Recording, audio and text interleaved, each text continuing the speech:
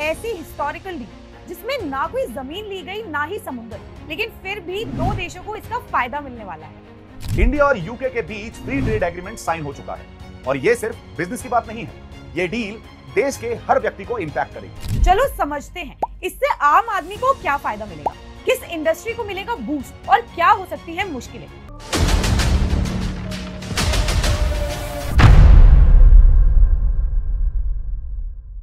Welcome to भारतीय Duo, जहां हम देश के हर बड़े फैसले को आसानी से समझते हैं ताकि वो हर भारतीय को समझ में आ सके। इस डील के नेगोशिएशन शुरू हुए जैन 2022 में एंड 15 राउंड्स के बाद फाइनली 24 जुलाई 2025 को साइन हुआ एक mega free trade agreement. Free trade agreement एक ऐसी डील है जहां दो देश एक दूसरे के प्रोडक्ट्स पे लगने वाले टैक्सेस या ड्यूटीज को कम या खत्म कर देते हैं। यूके के लिए ये ब्रेक्सिट के बाद सबसे बड़ा ट्रेड टाई अप है और इंडिया के लिए किसी यूरोपियन नेशन के साथ पहला full scale FTA. PM Modi और यूके पीएम केयर स्टारमर ने इसे हिस्टोरिक मूवमेंट बताया और सच कहें तो ये एक इकोनॉमिक डिप्लोमेसी का मास्टर स्ट्रोक है। लेकिन इस डील में एक्चुअली है क्या? 99% इंडियन एक्सपोर्ट्स अब यूके बिना किसी ड्यूटी के जाएंगे। जेम्स, फार्मा, टेक्सटाइल्स, एग्रीकल्चर सब पर कम ड्यूटी लगेगी या लगेगी ही नहीं। और सिर्फ भारत ही नहीं, ये डील यूके के लिए भी जैकपॉट है। Spot whisky, luxury cars, cosmetics, salmon fish and chocolates सब दुनिया के सबसे बड़े कंजम्पशन मार्केट भारत में सस्ते मिलेंगे। लेकिन इन सब में हमें और आपको क्या फायदा मिलेगा, चलिए समझते हैं।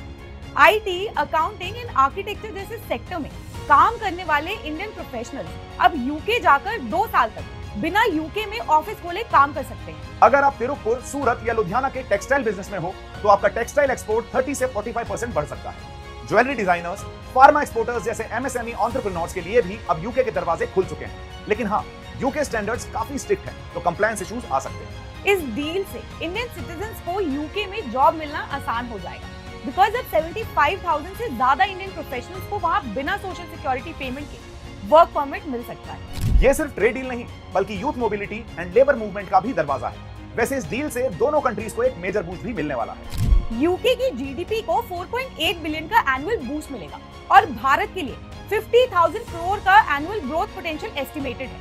2030 तक दोनों कंट्रीज के बीच बायलैटरल ट्रेड प्रेजेंट $56 बिलियन से बढ़कर $120 बिलियन तक पहुंच सकता है।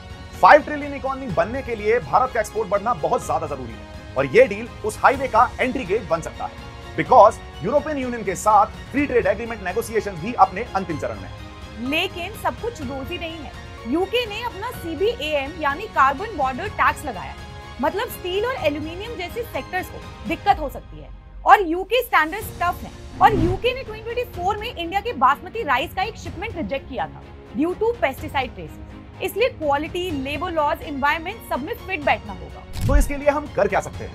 हमारे पॉलिसी मेकर्स एमएसएमईज के ट्रेनिंग प्रोग्राम चला सकते हैं ताकि वो एक्सपोर्ट कंप्लायंट बन सके।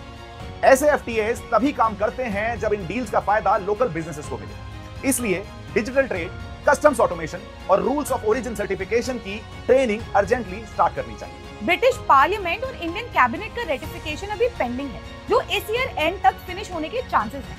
तो तब तक हमें इस डील के बेनिफिट्स के लिए तैयार रहना चाहिए। अब तक तो आप समझ ही गए होंगे कि ये सिर्फ एफटीए नहीं है, बल्कि भारत की इकोनॉमी के लिए सही दिशा में लिया गया बहुत इंपॉर्टेंट कदम है। और अब आपने ये वीडियो यहाँ तक देखा ही है तो लाइक और शेयर भी कर दो एंड कमेंट करके बताओ कि इन एफटीएस के बाद भारत के डोमेस्टिक सेक्टर पर क्या इम्पैक्ट पड़ सकता है। और हाँ, चैनल को सब्सक्राइब करना मत भूलना। जय हिंद, जय भारत।